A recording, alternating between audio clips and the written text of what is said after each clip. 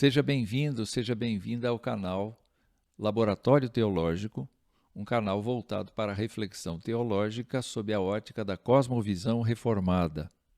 Eu estou muito alegre de receber você e queria convidar você para se inscrever no canal, para se envolver com os vídeos que estão sendo produzidos nele, e certamente isto será uma bênção para a sua vida. Eu queria convidar hoje especificamente você para tratar do tema promessas de Deus para os oprimidos. Essas promessas de Deus para os oprimidos é justamente um conjunto de reflexões sobre o livro de Isaías, do profeta Isaías. Quem é Isaías? Bom, Isaías, segundo as informações do Antigo Testamento, é filho de Amós, vivia em Jerusalém e provavelmente era da nobreza de Israel, possuindo sangue real. Muito possivelmente atuou como profeta por cerca de 40 anos nos reinados de pelo menos 4 reis: Uzias, Jotão, Acás e Ezequias. Mas, além disso, na vida privada, Isaías era casado, não temos o nome da sua esposa, e pai de 2 filhos. Cresce, segundo a tradição, que Isaías teria sido executado justamente no reinado do rei Manassés. O que caracteriza a pessoa de Isaías? A pessoa de Isaías se caracteriza pelo fato dele ser um profeta cristológico.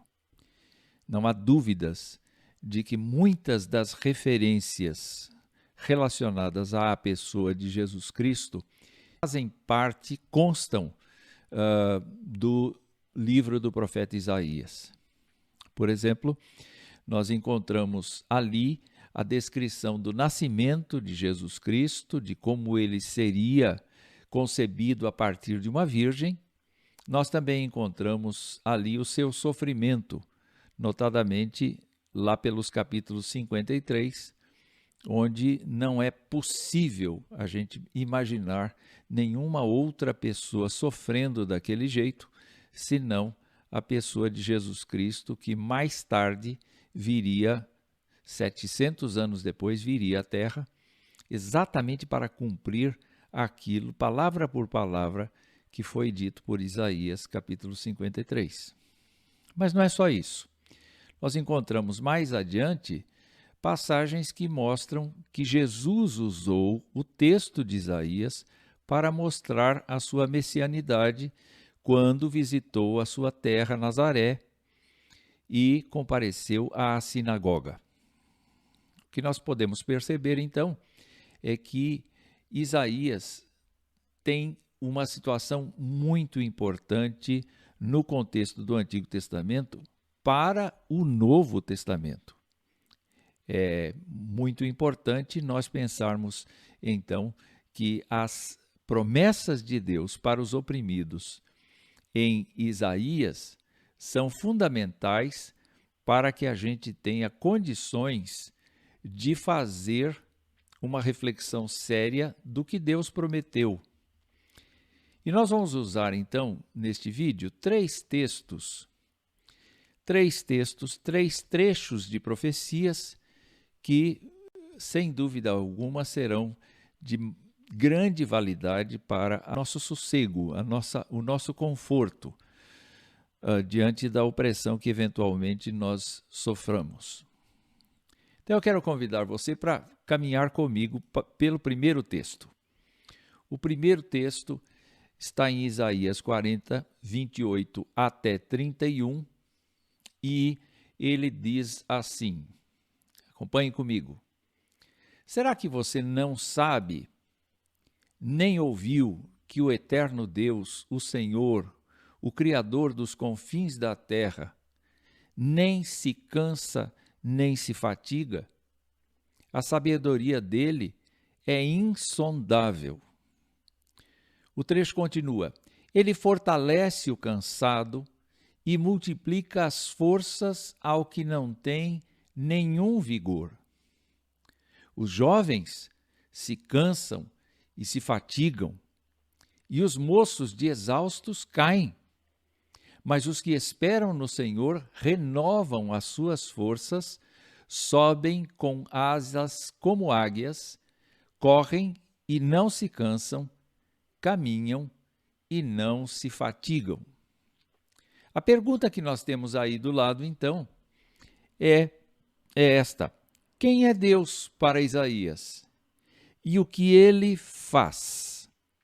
Muito bem, se nós pararmos para ver aqui, eu listei do lado esquerdo do texto do primeiro versículo que nós lemos, algumas coisas que o próprio texto nos diz a respeito de quem é Deus. Para Isaías, Deus é eterno, ou seja, Deus não tem começo, Deus não tem fim, Deus não tem o problema da existência que nós temos. Deus vive para sempre.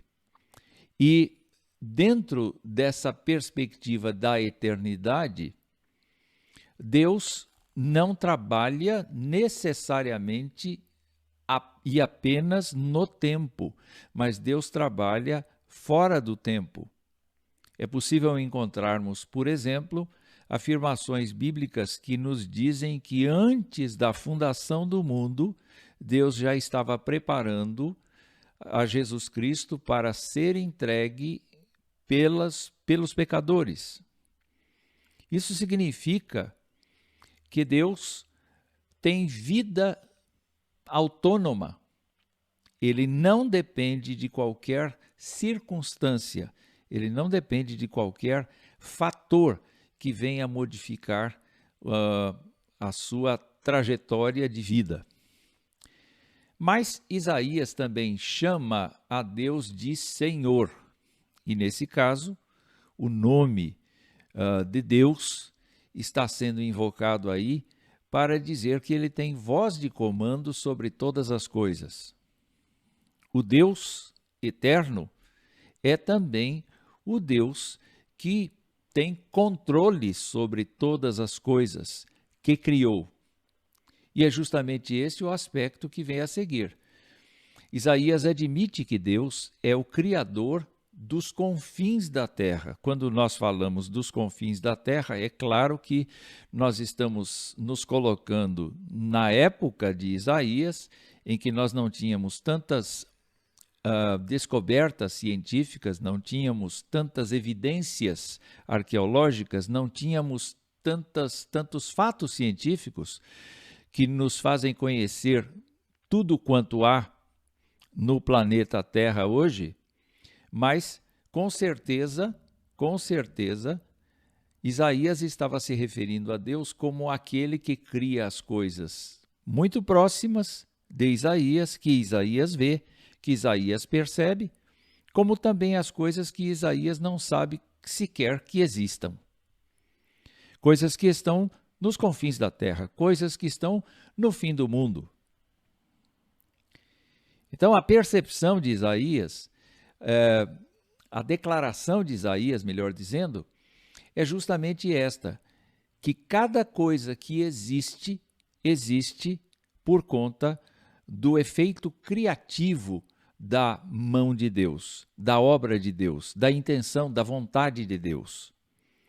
Isto nos ajuda a entender como a Bíblia vai tratar todas as questões, especialmente as questões que nos afligem hoje tanto, que falam do desperdício humano do planeta, do estrago que está acontecendo no planeta. Para Isaías, Deus, que não tem interrupção de vida, que tem voz de comando sobre todas as coisas, tem essa voz exatamente pelo fato de que ele criou todas as coisas. Ele conhece a natureza de todas as coisas. Mas Isaías caminha nesse versículo exatamente para falar não mais da natureza divina, mas do comportamento divino. Se você olhar aqui o texto, você vai ver que Isaías está fazendo uma pergunta ao seu leitor. Você não sabe, nem ouviu que o eterno Deus, o Senhor, o Criador dos confins da terra, nem se cansa, nem se fatiga? A sabedoria dele é insondável. Duas coisas, então, estão mencionadas aí. A primeira delas é que Deus não se cansa. Não existe desgaste. É muito comum, em qualquer situação que nós criemos, que de quando em quando a gente tenha que fazer manutenção naquilo que fazemos, exatamente porque há desgaste, porque há risco de quebra. Mas Deus não é assim. Deus está sempre renovado, Deus está sempre novo, Deus está sempre cheio de energia, Deus está sempre firme nos seus propósitos, Deus nunca desiste, Deus nunca cessa de fazer a sua vontade, Deus nunca se enfraquece ou fracassa nos seus desígnios, porque ele não tem isto. Esse tipo de desequilíbrio ele não tem. Nós humanos temos, mas ele não tem. E Isaías termina dizendo, olha, nós não podemos entender a lógica divina. Nós não podemos compreender o que está na mente de Deus, exatamente pelo fato de que isto está fora do nosso alcance. Acho muito importante, muito interessante, nós pensarmos no fato de que Isaías, para dizer das promessas que Deus faz, usou da lógica de dizer quem Deus é e como é que Deus se comporta. Nós devemos, então, ficar esperando coisas muito grandes que vêm por aí. Porque, em contraste conosco, Deus, na verdade, não se cansa, não se fatiga e toda vez que age, age com sua sabedoria. Mas o texto continua e você pode ver aqui agora ações divinas que estão mencionadas por Isaías. E diz assim, ele fortalece o cansado e multiplica as forças ao que não tem nenhum vigor. Nós estamos falando de um paralelismo, porque ao fortalecer o cansado, ele está multiplicando as suas forças e o cansado é visto como aquela pessoa que não tem nenhum vigor. Vamos parar para pensar na crise que se vivia no tempo de Isaías em Jerusalém, onde ele morava. Os reis estavam alternando seguir a Deus e não seguir. E toda vez que há um afastamento da lei de Deus, Israel sofre. Sofre com a perseguição de inimigos, sofre com o maltrato dos vizinhos, dos países vizinhos. E então, nós podemos inclusive perceber, especialmente neste momento de pandemia, como a pandemia nos exaure, como estar no estado de alerta constantemente nos exaure. Mas não é só isso. Toda vez que o povo se afastava da lei de Deus, Deus usava de disciplina para com o povo. Dentro dessa perspectiva de uso da disciplina, o povo naturalmente se via pressionado, se via exaurido, se via cansado. Há uma expressão do salmista que nos ajuda a entender bem esse tipo de cansaço. O salmista dizia, enquanto eu calei os meus pecados, os meus ossos envelheceram. Ou seja, é bem possível que a sociedade seja uma sociedade doente, exatamente por conta do fato de ser uma sociedade afastada de Deus e da sua vontade. No entanto, o que nós lemos nesse trecho aqui é justamente o fato de que ele fortalece essa pessoa exaurida. Essa é uma promessa. Essa é uma afirmação de Isaías a respeito de quem está exaurido, de quem está esgotado, de quem está acabado.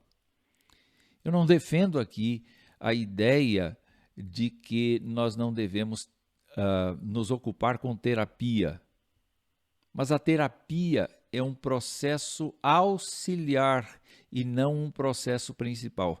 O processo principal, segundo a Escritura, é a pessoa voltar-se para Deus, arrependida, quebrantada, do jeito que está, abrir o seu coração para Deus e dizer: eu estou cansada, eu estou exausto, eu não tenho nenhum vigor. E neste caso, então Isaías está dizendo: pois é, aquele eterno Deus, que é o Senhor absoluto de tudo, que criou todas as coisas até o confins da terra, que não se cansa, que não se fatiga, é Ele quem fortalece as pessoas. É Ele quem multiplica as suas forças. Se nós, então, olharmos para essa fala de Isaías, o que nós vamos encontrar aqui no próximo segmento do texto é justamente a ideia comparativa entre a juventude e a experiência de Deus. A juventude e a eternidade de Deus. Vamos ver. Vamos olhar para o texto. Os jovens se cansam e se fatigam, e os moços de exaustos caem. Mas os que esperam no Senhor, renovam as suas forças, sobem com asas como águias, correm e não se cansam, caminham e não se fatigam. Naturalmente, nós temos que olhar isto metaforicamente, porque se nós compararmos a juventude e a velhice, nós vamos saber que a velhice é justamente o esgotamento de nossas reservas físicas. E ainda que nós tenhamos movimentos e façamos exercício e façamos todo o esforço de nos mantermos vigorosos, o nosso vigor não será semelhante ao da juventude, não é verdade? Mas o que nós temos aqui é que estas declarações de Isaías representam as nossas ações, as ações humanas. Pense só. Os jovens se cansam e se fatigam. Eles fazem coisas, mas eles acabam cansados, eles acabam exauridos, eles acabam frustrados. A juventude, então, e as nossas iniciativas não são suficientes para nos livrar do cansaço e da fadiga da vida. Quando se lê os Provérbios, quando se lê o Eclesiastes, especialmente os livros de sabedoria do Antigo Testamento, a juventude é o tempo maravilhoso da vida de um ser humano. É nesse tempo que a gente deve aproveitar e ter alegria e ter a oportunidade de desenvolver o nosso vigor físico, o nosso vigor intelectual, o nosso interesse pela vida. É de onde vem aqueles momentos em que nós nos apaixonamos. E a Bíblia diz assim: viva bem esse tempo, aproveite cada oportunidade. Mas de todas as coisas que você fizer, Deus vai te pedir contas. Se um jovem faz tudo quanto quer, sem dar a sua atenção para Deus, naturalmente ele ficará frustrado, porque ele não satisfará a si mesmo, porque ninguém se satisfaz o tempo todo. E nós sempre estamos procurando novas conquistas, não é verdade? Então, neste caso aqui, Isaías está mostrando exatamente esta frustração, esta vaidade da vida que nós imaginamos chegar a algum lugar, mas nunca chegamos. Em contraste com isso, ele está dizendo que os que esperam no Senhor renovam as suas forças, sobem com asas como águias, correm e não se cansam, caminham e não se fatigam. É claro que nós estamos falando metaforicamente de como é a situação, mas eu posso lhe dar uma ideia do que significa isto. Na verdade, quem espera no Senhor, quem confia no Senhor, quem depende do Senhor, quem age segundo a vontade do Senhor, é uma pessoa descansada. É uma pessoa livre de temores. É uma pessoa que sabe que, a despeito de ser falha, é consolada por Deus, é tratada por Deus, é disciplinada por Deus para crescimento, para desenvolvimento, para bênção. Quando se lê os Salmos, por exemplo, a gente lembra que os idosos serão fortes como as palmeiras, porque ainda na velhice eles darão frutos. Posso me lembrar de pessoas idosas que até o final de suas vidas cantavam músicas em louvor a Deus, cantavam hinos, cantavam cânticos, tinham prazer e aguardavam com esperança as promessas de Deus se cumprirem na sua vida. É nesse sentido que os que esperam no Senhor renovam as suas forças. Mas vamos continuar. E vamos, então, fechar esta primeira sessão da nossa reflexão aqui. Quem é Deus para Isaías e o que ele faz? Bom, Deus é eterno, Deus criou e comanda tudo o que há, com infinita e insondável sabedoria. Deus fortalece pessoas que não têm nenhum vigor. E quem espera nele, quem depende dele, é renovado nas suas forças. É muito importante, então, nós verificarmos esta grande promessa. Qual é a promessa? A promessa de que o Deus eterno cuida de seres humanos limitados e dá a esses humanos limitados a sua capacidade de vida. Mas eu quero agora escolher para você e para esta reflexão um segundo texto. O texto está em Isaías 42, versos de 1 a 4, e nós vamos agora fazer a leitura disto. Eis aqui o meu servo, a quem sustenho, o meu escolhido, em quem a minha alma se agrada. Pus sobre ele o meu espírito, e ele promulgará o direito para os gentios. Não clamará, não gritará, nem fará ouvir na praça a sua voz. Não esmagará a cana quebrada, nem apagará o pavio que fumega. Com fidelidade promulgará o direito. Não desanimará, nem será esmagado, até que estabeleça na terra a justiça, e as terras do mar aguardarão a sua doutrina. Observe nesse texto que está falando de alguém que vai executar alguma coisa. No começo deste vídeo, eu afirmei que Isaías é o maior dos profetas do Antigo Testamento por conta da sua cristologia. É um profeta que avisa com bastante detalhes a vinda de Jesus Cristo à Terra.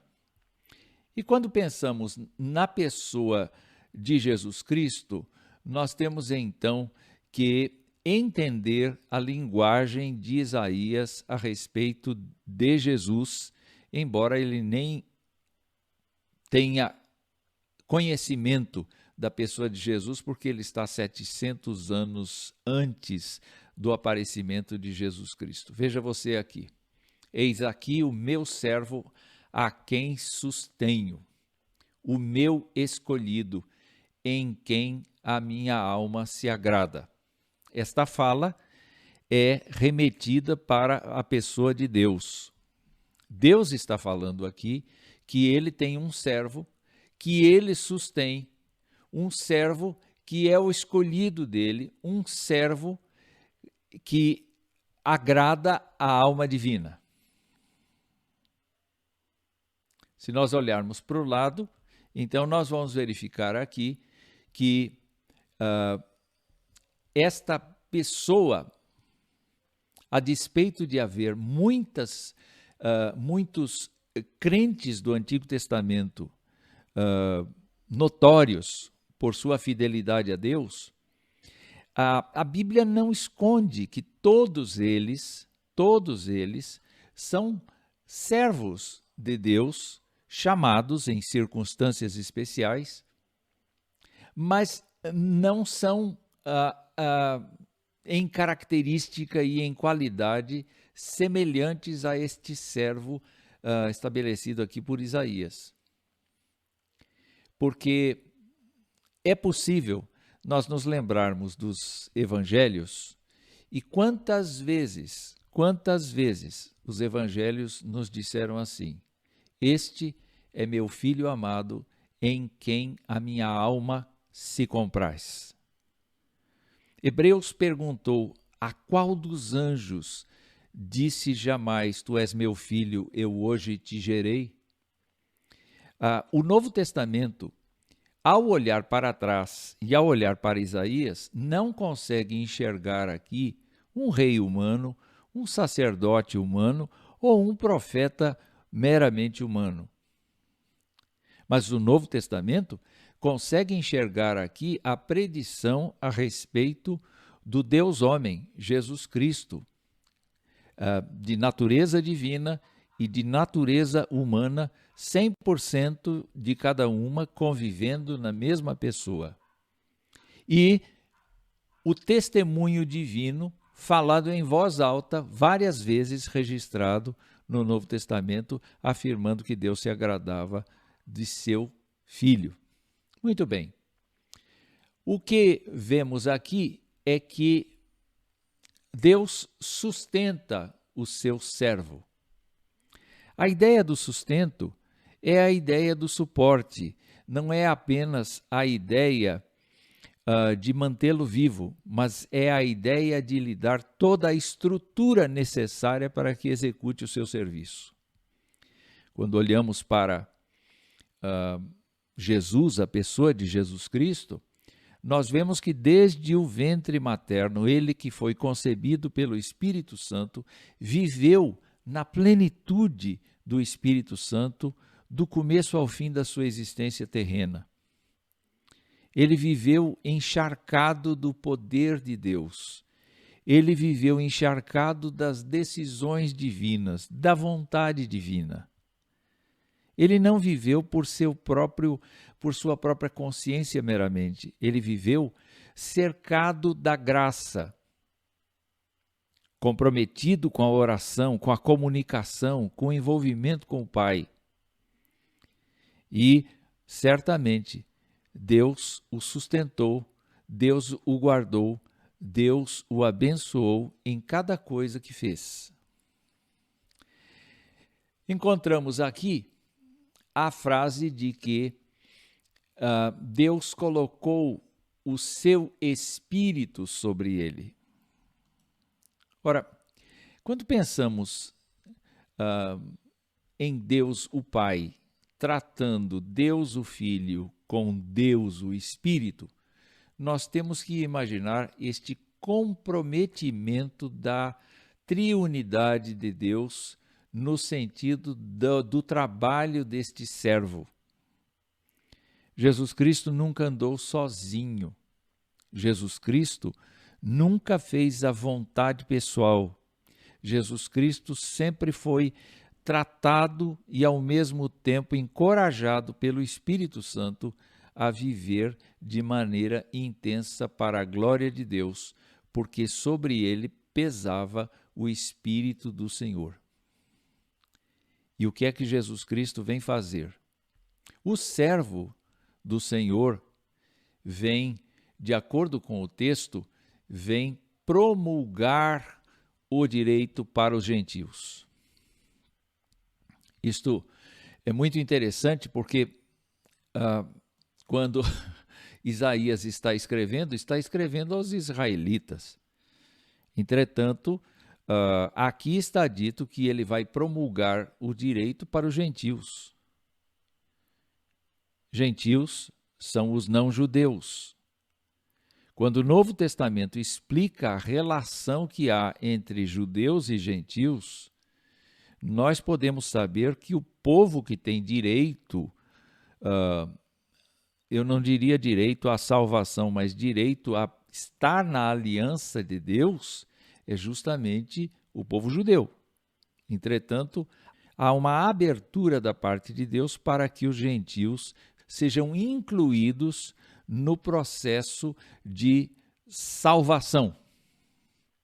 Isso significa, então, que uma das funções de Jesus Cristo é justamente a de promulgar o direito, de trazer pessoas, de justificar pessoas perante Deus que não sejam judias.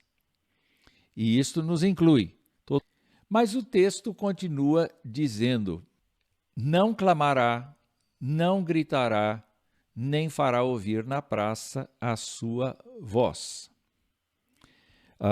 Longe de se comportar como um mestre do seu tempo, que dizia, que exigia, que obrigava as pessoas a cumprir ritos, a cumprir leis orais e regras criadas pela própria religião, Jesus Cristo não veio para ser mais um desses, dizendo o que as pessoas tinham que fazer ou deixar de fazer para serem consideradas boas.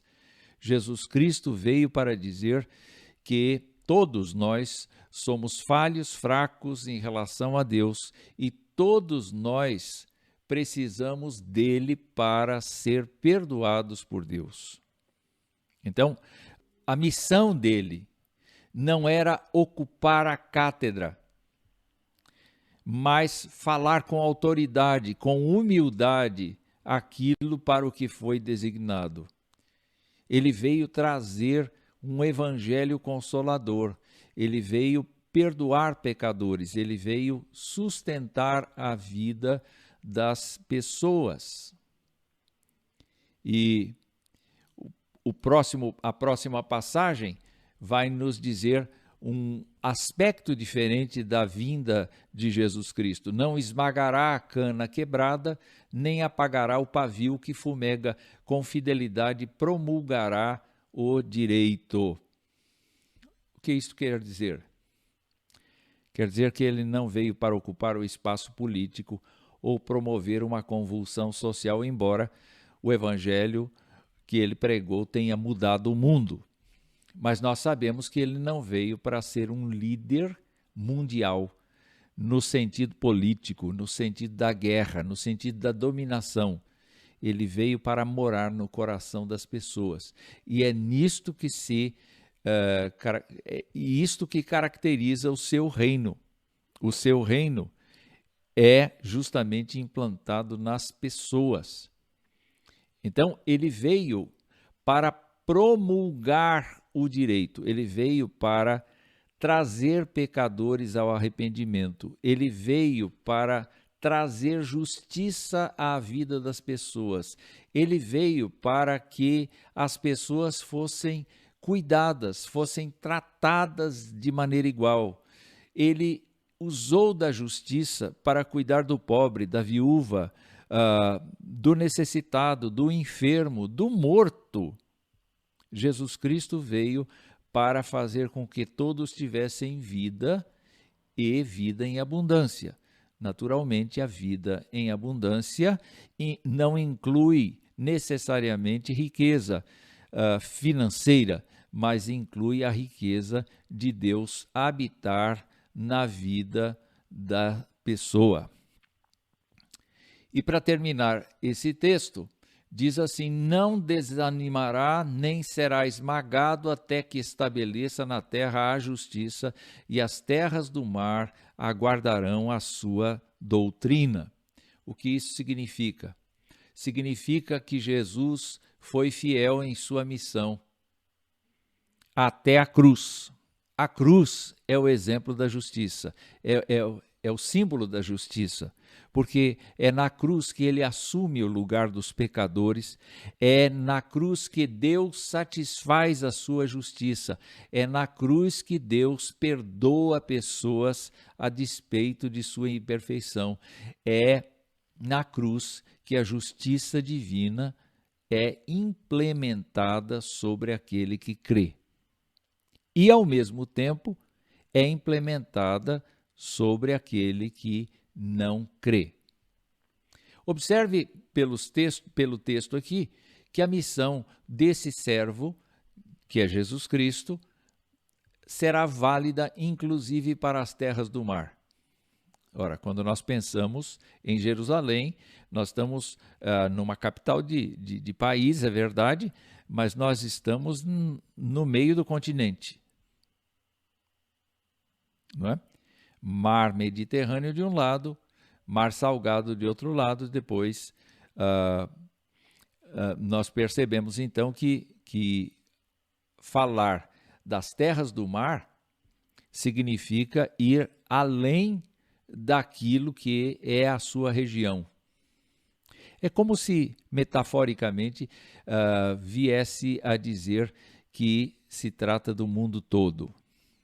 Onde houver ser humano, onde houverem povos, nações, etnias, aí haverá a necessidade de que a justiça de Jesus Cristo seja implantada e válida.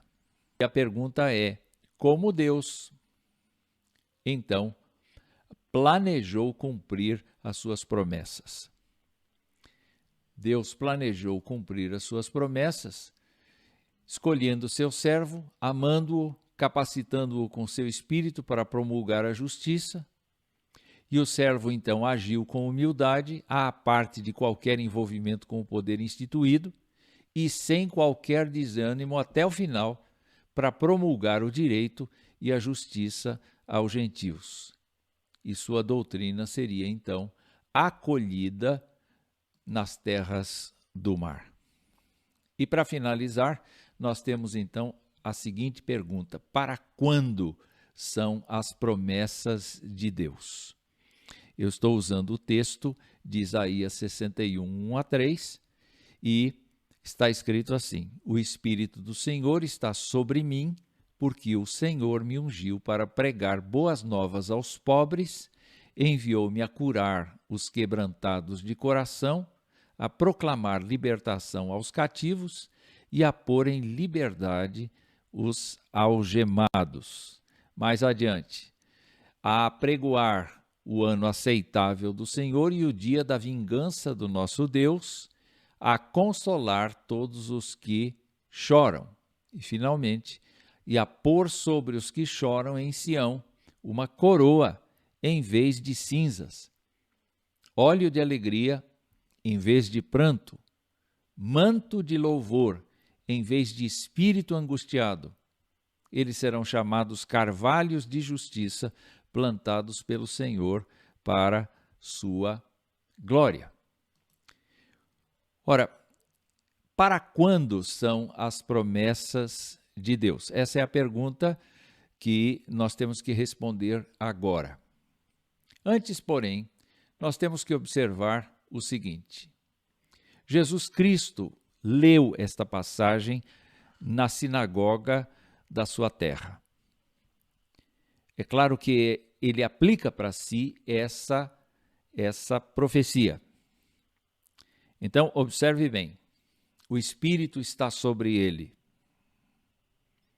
Ele afirma que o Espírito de Deus, que não é conhecido naquele momento como pessoa, mas é tido como uma ação divina na vida dos grandes heróis do passado, Jesus Cristo está afirmando que o Espírito de Deus está sobre ele. Então, ainda que não entendam, como nós entendemos hoje, que o Espírito Santo é uma pessoa, eles estão recebendo a ideia de que Jesus Cristo está empoderado. E para quem ele dirige a sua mensagem? A mensagem de Jesus é boas novas aos pobres. Como Deus resolver o problema da sua vida. Não é necessariamente o problema financeiro, nem o problema de doença, mas é o problema espiritual da sua vida. E, consequentemente, ele pode modificar o aspecto financeiro, o aspecto da doença. Ele veio para curar quebrantados de coração. Ele veio para libertar cativos e algemados.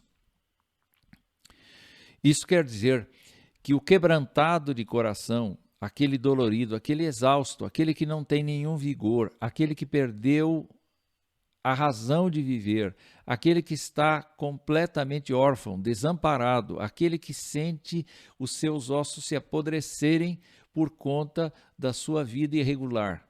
Essa pessoa que confessa, que aceita a Jesus Cristo e confessa a Ele como seu Senhor e Salvador, recebe a cura.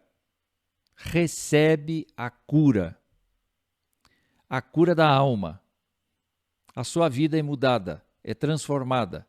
A pessoa passa a ter alegria, passa a ter a paz do Senhor. E por isto, então, a pessoa quebrada, escravizada ao pecado, está livre. Caminhando. A missão dele, o Espírito está sobre mim para pregoar o ano aceitável do Senhor e o dia da vingança do nosso Deus, a consolar todos os que choram. O que ele tinha que fazer? Ele tinha que anunciar o ano aceitável do Senhor. E o ano aceitável do Senhor é a vinda de Jesus Cristo. Infelizmente, os judeus tiveram a seguinte atitude: Jesus veio para o que era seu, mas os seus não o receberam. Mas a todos quantos o receberam, deu-lhes o poder de serem feitos filhos de Deus, a saber, os que creem no seu nome. Este é o ano aceitável. O ano aceitável da nossa vida pode ser hoje, se efetivamente nós ainda não aceitamos a Jesus Cristo como nosso Senhor e Salvador. Mas se já o fizemos, desde aquele dia em que nós o fizemos, aquele se tornou o ano aceitável. E Jesus Cristo não veio apenas para pregar isto, mas veio para dizer que Deus pedirá contas da conduta humana. E nós sabemos que sem Jesus ninguém pode ser salvo, porque só Ele é o caminho, a verdade e a vida. Então, ele veio para anunciar o dia do ajuste de contas com Deus. Mas ele veio também consolar quem chora. Ele veio consolar os aflitos. Ele veio consolar os desesperados. Ele veio transformar a vida das pessoas. É importante a gente saber que Jesus Cristo veio ao nosso encontro por causa das nossas necessidades. É importante que a gente saiba que Jesus Cristo está aberto para toda pessoa quebrantada de coração, que reconhece a sua necessidade. O texto ainda chega a esta posição, que diz assim: e a pôr sobre os que choram em Sião uma coroa em vez de cinzas, óleo de alegria em vez de pranto, manto de louvor em vez de espírito angustiado. Eles serão chamados carvalhos de justiça, plantados pelo Senhor para a sua glória. Você pode observar aí que nesta missão que Jesus Cristo tem, ele troca as cinzas, que eram símbolo da demonstração de profunda tristeza do judeu. Toda vez que o judeu estava muito triste, ele rasgava suas roupas e colocava cinza sobre a sua cabeça. Mas agora a profecia de Isaías diz que o Senhor, cheio do Espírito Santo, veio para justamente colocar uma coroa em lugar de cinzas, alegria em lugar de pranto, louvor em lugar de espírito angustiado. Essas são as promessas de Deus para as pessoas. E o texto nos diz ainda: pessoas serão reconhecidas justamente por serem carvalhos de justiça. Você pode se lembrar que no início do vídeo a gente viu que o servo do Senhor tinha que vir implantar a justiça. E agora você está vendo que as pessoas que receberam uma coroa em lugar de cinzas, a alegria em lugar de pranto, louvam a Deus em lugar de reclamarem, de terem espírito angustiado, estas pessoas são consideradas carvalhos de justiça e estão plantadas pelo Senhor para a sua glória. Então, o que nós podemos concluir? Para quando são as promessas de Deus? Olha, o servo escolhido já veio, capacitado pelo Espírito Divino para promulgar a justiça e restaurar a liberdade dos que estão presos, cansados e angustiados. O servo anunciou que as promessas divinas se realizam hoje, não apenas hoje, mas para sempre. E quem espera no Senhor será chamado carvalho de justiça, plantado pelo próprio Deus. Essas são as promessas que nós encontramos, algumas das promessas que nós encontramos da parte de Deus, ditas por Isaías aos oprimidos. Se você está numa condição muito triste e sua vida parece que não tem jeito, eu queria dizer que Deus fez um enorme esforço para mandar seu servo à terra, para que você cresce nele e você fosse restaurado na sua alegria. Se você já pertence a ele, mas está triste, se lembre que Deus não se cansa, não se fatiga. Deus está sempre interessado na sua vida. E isso pode ajudar você a voltar para a alegria. Então, eu concluo este vídeo desejando que Deus cumpra as suas promessas na sua vida.